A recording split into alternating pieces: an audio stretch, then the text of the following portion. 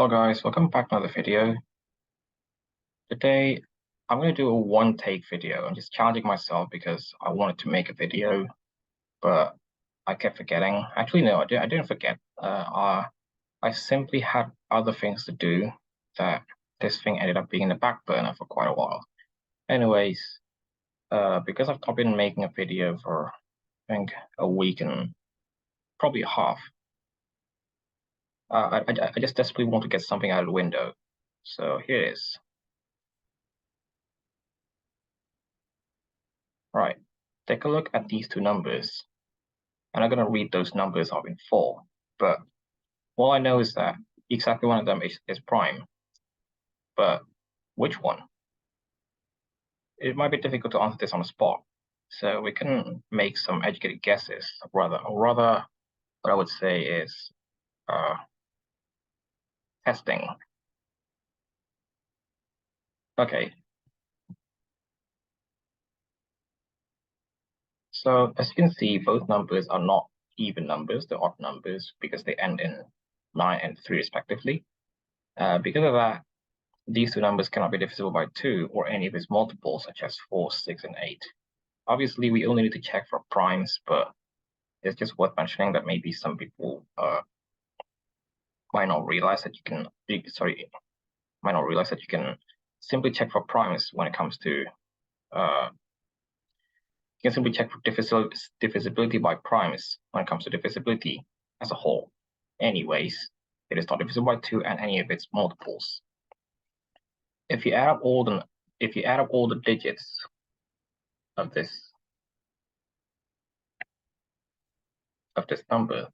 these two numbers, you'll obtain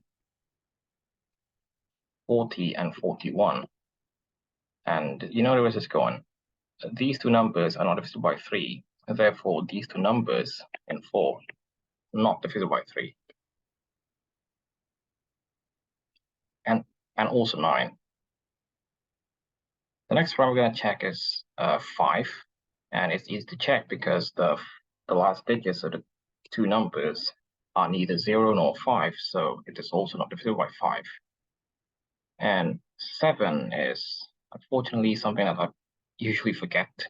So, well, we don't talk about the divisible by 7 explicitly.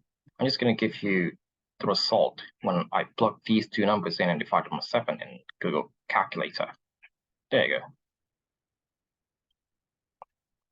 And yeah, you might be wondering, I'm actually just doing that algorithm. That is to divide both numbers by every prime less than their respective square roots.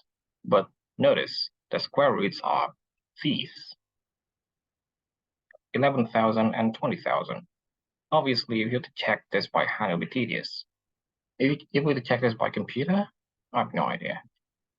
I've not done that primality test in quite a while in a computer programming language. It would be tedious, maybe. But if you do it by hand, it is certainly tedious. Anyways, if you've given up, actually no, you probably haven't given up. Add the next slide, okay? Well, this is a one-take video, and I don't have a script, by the way. I only have a mental script, but I know what the next slide is going to be. Anyways, pause the video for a moment and maybe make some educated guesses about the primality of these two numbers.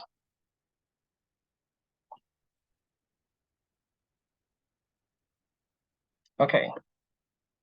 If you've answered the first number is the prime number, congrats, you're correct. The second number is not prime. And its factors are, well, not as big as the number itself, obviously, but probably wouldn't be figured out just as easily, which is probably the main idea of cryptography. But we're not here to talk about cryptography, guys. You can see that this number is almost prime, as I would say it. It's like I desperately need this number to be prime, and yet it isn't. So I could have looked for something else. Maybe I could have decreased this number by 2. to get a 1 over here, and it would still, actually no, it would, if this was a 1, for instance, this would be divisible by 3, because as you can see, the sum of these numbers, the sum of these digits is 41, and then if this number is a 1 instead of a 3, you get 39, which is divisible by 3. Okay, whatever, this is a bit of a tangent. Okay, so the bottom line is I can say that this particular number seems to be almost prime, but I use the term almost qualitatively, as in it's not really a mathematical thing to say that a number is almost prime, because a number is either prime or it is not. And using the term almost in this way, I probably wouldn't say it when I know that a number is certainly not prime, like an even number, even an even large number like this. I wouldn't call it almost prime, because it's actually, if you're noticing this, it's actually just twice the prime number to talk about. But did you know there actually is a term for almost prime numbers, that is, numbers that has some number of factors, like this one.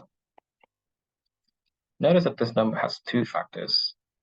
Okay, actually, it's more like 4, because obviously you have to include 1 in the number itself.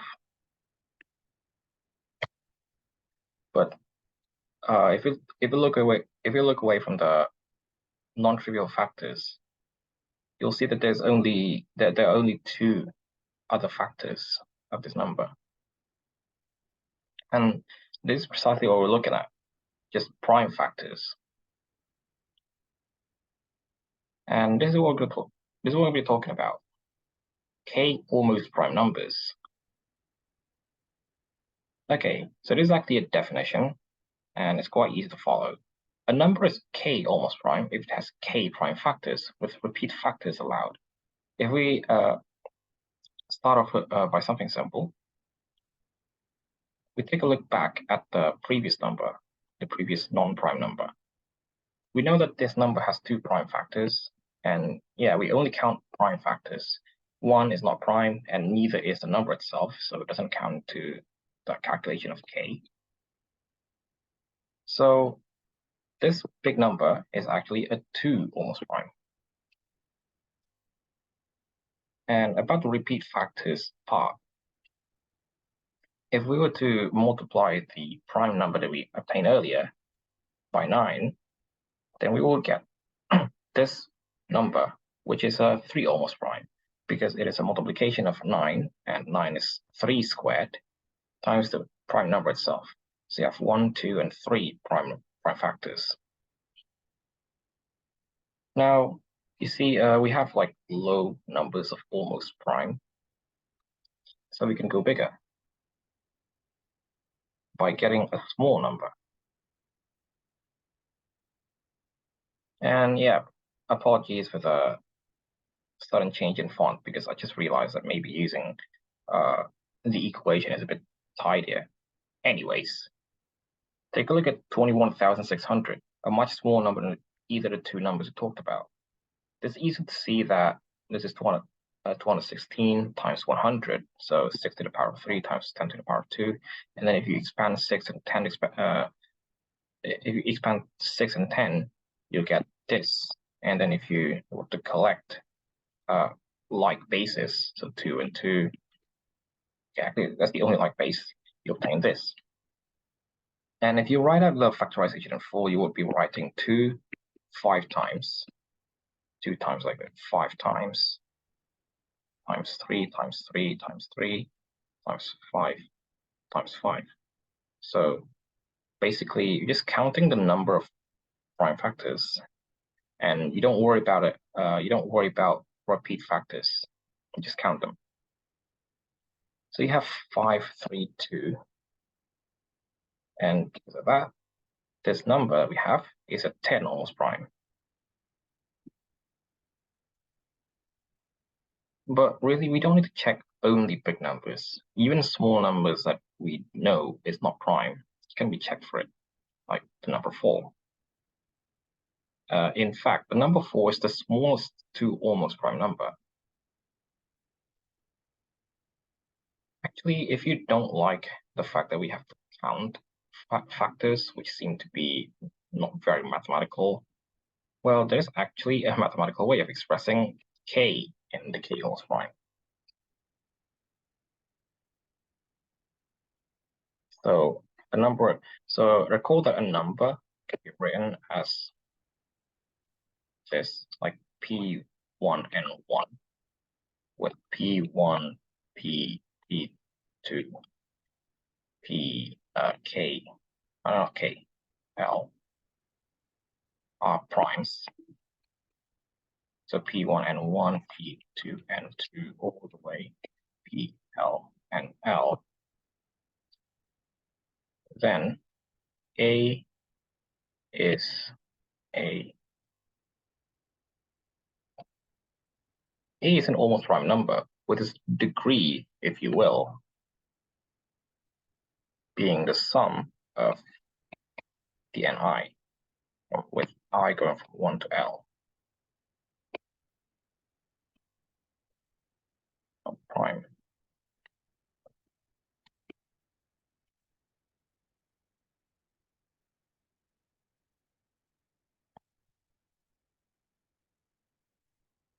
Okay. And I forgot, I actually made annotations on the slide, not on Zoom. So pause the video. Actually, no, you can screenshot this if you really like.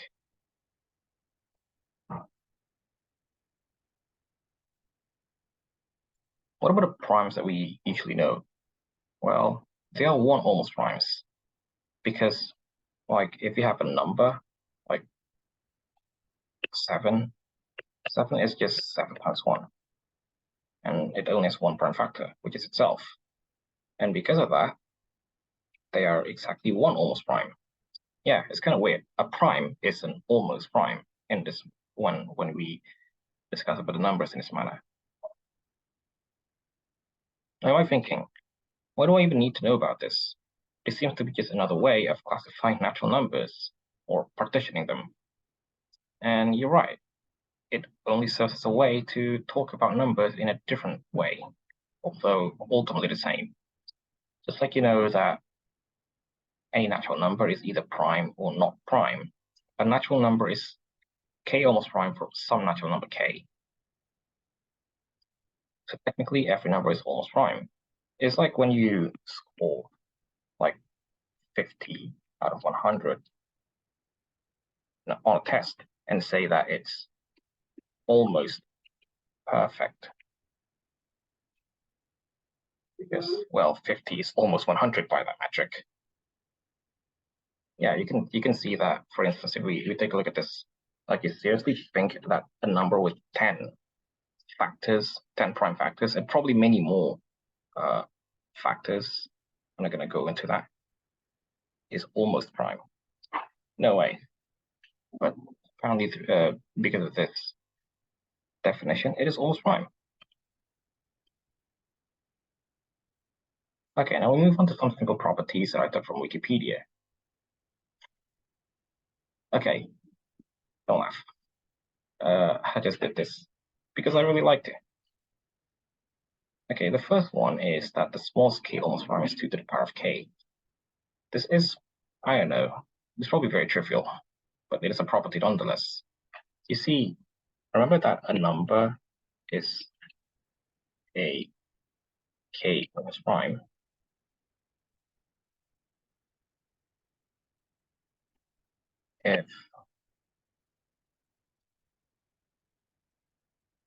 If you write the factorization from 4 like this,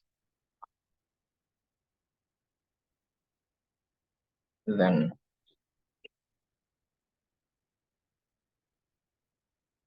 k is equal to the sum of the exponents.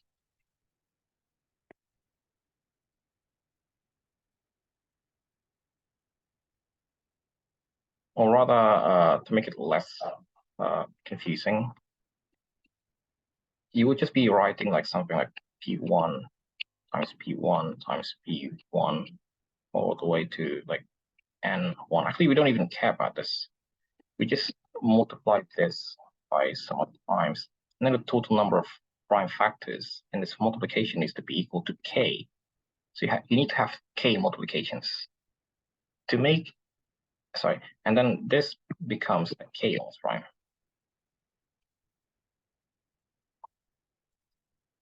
To make the number a as small as possible, why not make the factors as small as possible?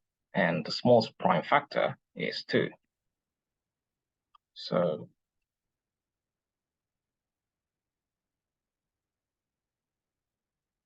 if you have k multiplications and each of the the numbers are only 2, you have the smallest possible k almost prime for any k. So it's actually for k in the natural numbers. Right. We move on. The multiple of a k1 almost prime and a k2 almost prime is a k1 plus k2 almost prime. Okay, so we can construct, for instance, a is again p1 and 1, p2 and 2, l and l. Let this be k1 almost prime. So the sum of ni for I goes from 1 to l is equal to k1. And b,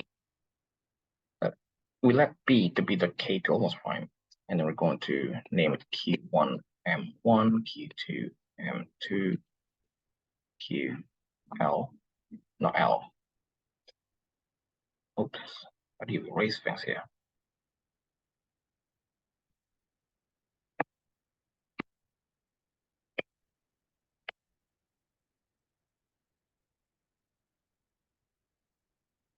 What can I use in place of l?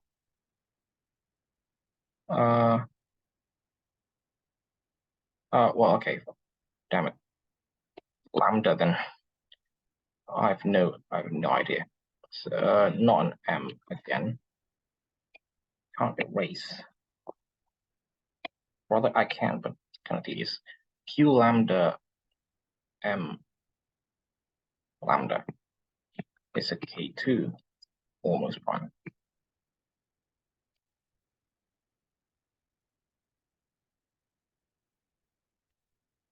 I'm not sure what it says. I'm not sure what it means by multiple, because we probably should have said product. Anyways, this is a k2 almost prime, so the sums of the exponents must be equal to m lambda.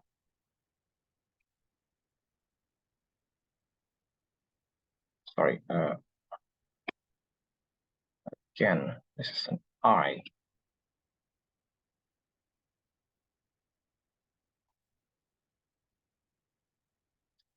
Close to lambda. Okay.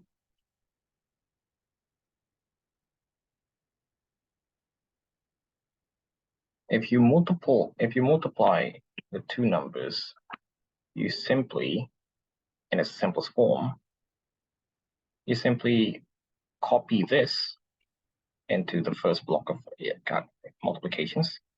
And then the second block of multiplication is simply copying the full factorization of v over here. And as you can see, you have, oh, wait, hold on, I forgot to tell you, the pi's and key i's are prime. Okay, so if you add up all the exponents here, you'll just get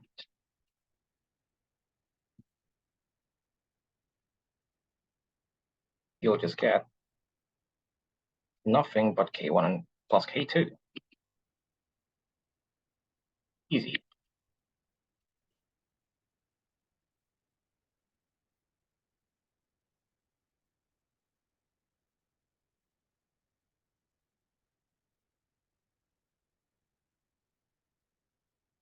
Now we move on to something else.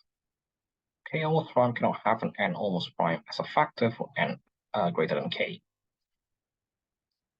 This one can be proven simply by contradiction.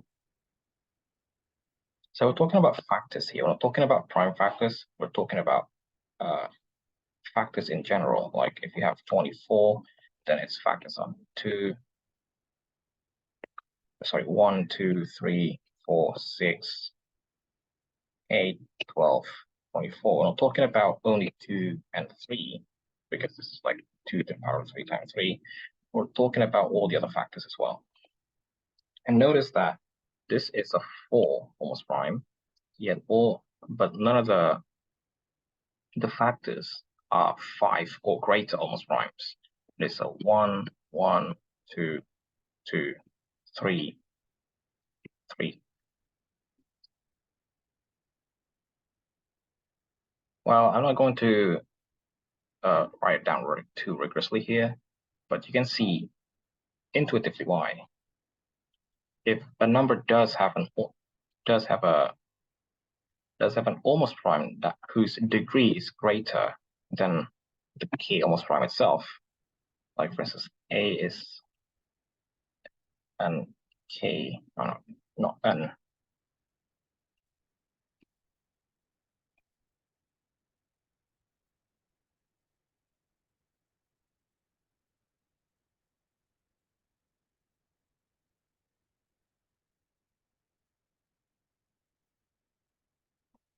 And that a is equal to bc, where b is an n false prime.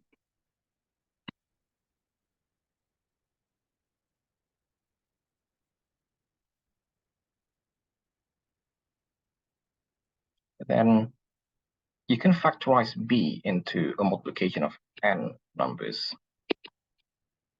I'm not going to bother writing down the factorization form because I'm not on a computer.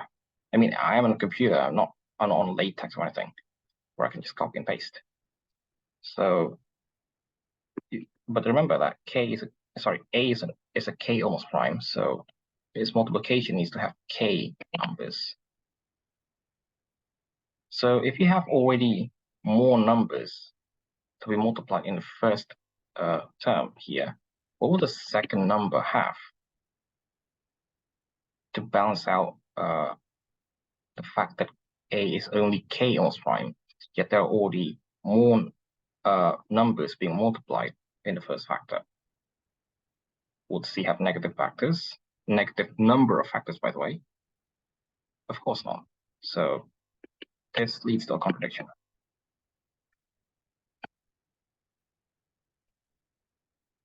Okay, so far all the properties we discussed about are quite simple, and I believe you can probably easily follow along. What about the next one on the list?